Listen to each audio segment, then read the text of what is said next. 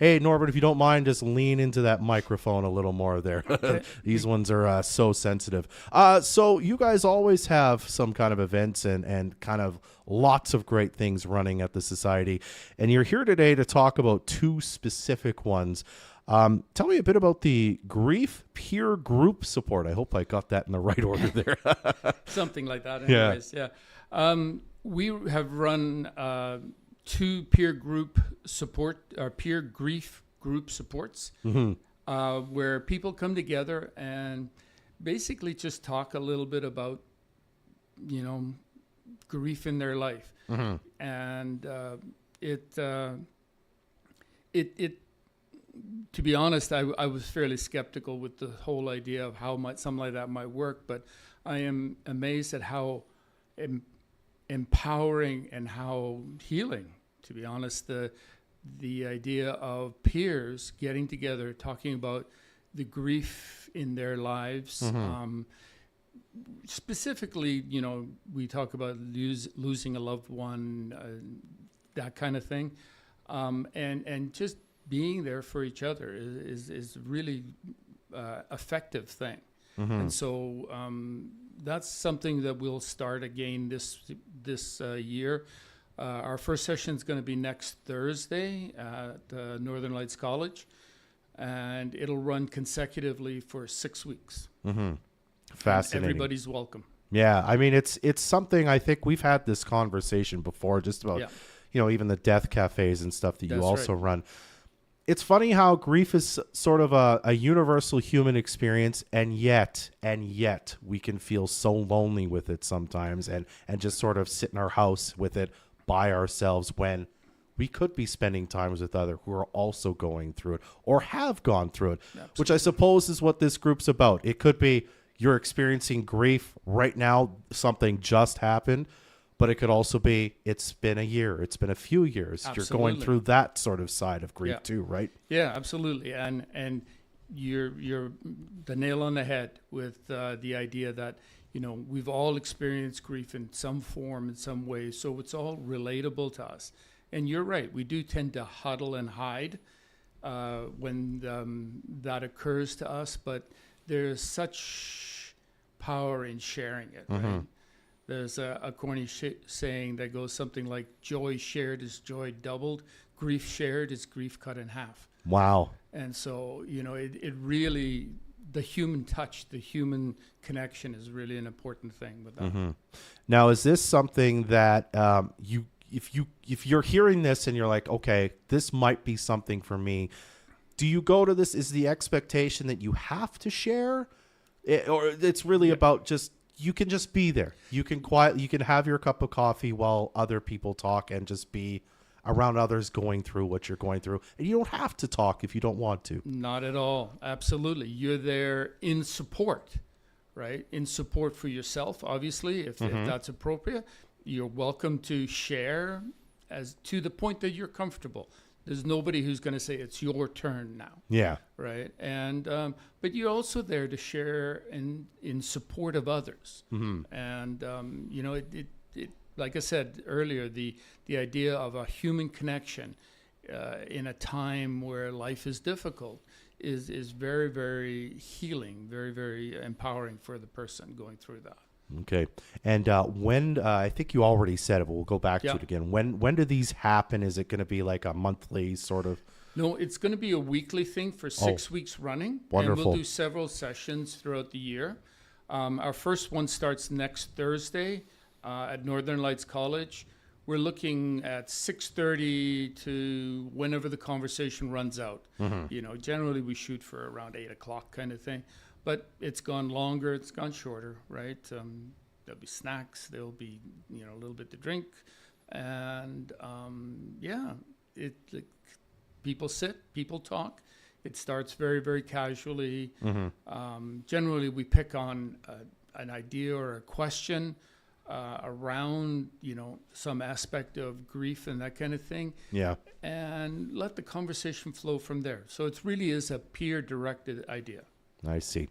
And then, oh, blast, I had a question for you, and it's oh, yes. Do you have to register anything, or is it just drop We in? would appreciate very much if you do register and, Okay. call the palliative care office. I'll share that number at the end Okay. if you don't mind. And then, if you let us know. But if you don't, you're just coming along with a friend who's going or that kind of thing, nobody's going to turn you Yeah, away. we're happy to have you either way. Absolutely. Okay. Now, the other reason you're here is to talk a bit about advanced care planning, which is something we've talked about a lot, you and I and sort of the other members of the Fort St. John Palliative Care Society. There's a session or sessions coming up to talk a bit about that. Tell us a bit about what that's all about, Norbert. So advanced care planning is a very sort of big idea, very big topic. It can encompass all sorts of things. Yeah. The obvious one is your voice for when you can't talk for yourself and how you set that up.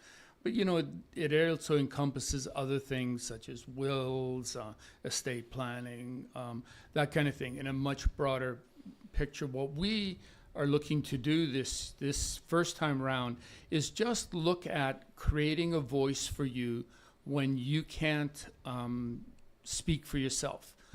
And so we're going to look very much at the idea of being incapacitated and in need of some kind of medical intervention, is a word you could use. And so we talk about the idea of who will talk for you. And you do that by putting your thoughts, your wishes, your philosophies of life, that kind of thing, down on paper. There are all sorts of versions of this. The one we're going to be looking at is a document put out by the BC government called My Voice. And the idea is that it talks to you about what's important to you. What is it you want? What don't you want? Really, it comes down to two questions. If I can't talk for myself and I'm in a medical need, what is it that I want to have done? Yeah. Or what is it that I don't want to have done? And, then you talk about ideas like a DNR, do not resuscitate kind of a scenario, or, I don't want this kind of a medical treatment, or, I don't want to be kept alive if, I have physical or mental or limitations. Yeah. And so, when you can't talk for yourself, somebody needs to talk for you. This document is one. Second part to that is actually setting a representative to talk for you. And so you can, designate somebody that says, okay, in the event of an emergency, generally something like this is done by the husband or the wife in a marriage, or mom and dad, or that kind of thing. But you say, okay, this is what we've discussed, this is what this person wants, and the doctors will certainly honor that. All right. And you said there's going to be one session or a few on this. When does that happen, Norbert? Well, we do it in two parts. The first part will sort of set it all up. What is it you need to think about? Who do you need to talk to? What kind of things do you need to get together? Who do you notify that you have something like that? And that's going to start on the October 30th, so 2 Mondays from now. And again, it'll be at Northern Lights College. And then the second session, where we'll actually fill out the My Voice document, is going to be about 5-6 weeks later. Yeah. Right? And so the idea is that you walk away on that Monday with homework and come back, and then we discuss, what it is that we've learned, what it is that we've come to. And on November 27th, again at Northern Lights, we'll have the second session. I see. All right. And again, is that something you'd like people to register for? Absolutely. That would be something we'd like people to register for. If you can contact the Palliative Board, Palliative Care Society office, then we can take things down. It's important that you grab both parts to this, right? We wouldn't turn you away if you came for the second one, but it'd be far more an effective exercise and experience for you if you showed up, for the first part, understood the parameters of what we're looking at here. and Gotcha. go from there. Okay, Norbert. Well, again, it's the Grief Peer Group Support. That's coming up. What's the date for that? The first one is next Thursday, October the 26th. Yeah, and that'll be weekly kind of for Yeah. 6 weeks, you said. Yeah. And then the advanced care planning session, first part on October 30th. They'd like to register for both. What's the contact number we can get a hold of you at there, Norbert? Excuse me 2 seconds. So the office number is 250-787-2814, right? There's a wonderful young lady there, Michelle Olani, who will answer any questions you might have, certainly take down your contact information and name, let you know specifics as to where and when. All right, Norbert, always a pleasure to talk to you. Thank you so much for stopping by today. Yeah, thank you. You have a wonderful day. This community interview is supported by your Member of Parliament, Bob Zimmer. Stop by his office in Fort St. John at 9916 100th Avenue and in Dawson Creek at 10421 10th Street.